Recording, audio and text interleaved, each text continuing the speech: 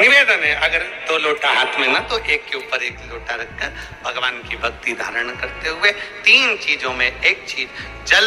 2 लोटा, दूसरा श्री शिवाय नमस्तुभ्यम का जाप पूरे सावन के महीने में से कम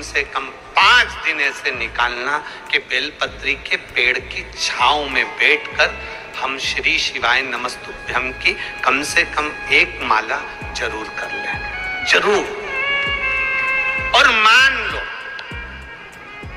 लो अगर बेलपत्री का पेड़ नहीं मिले, तुम्हारे आसपास में नहीं मिले, तो फिर एक काम करना, शंकर जी के मंदिर की बेलपत्र मिली जाए, उसको सिर पे, हमारे यहाँ कहते हैं आंवले के वृक्ष का जब आंवला नोमी आती है ना, तो आंवला नोमी आती है और आंवले के पेड़ के नीचे जाकर भोजन नहीं कर सकते, आंवले के वृक्ष के नीचे नहीं जा सकते, तो आंवले के वृक्ष की पत्ती को सिर पे रख के भोजन कर लो, तो कहते हैं कि हजारों अश्वमेध यज्ञ के पुण्य के बराबर, भंडारे के बराबर भोजन प्राप्त हो जाता है।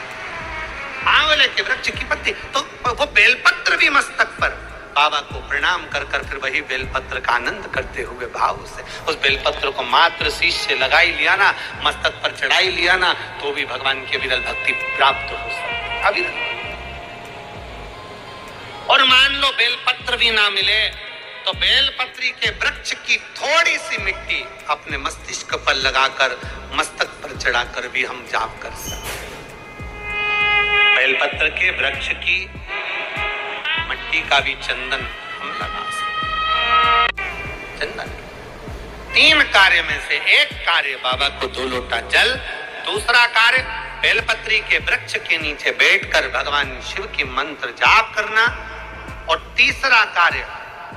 सावन के महीने में प्रयास करना कि एक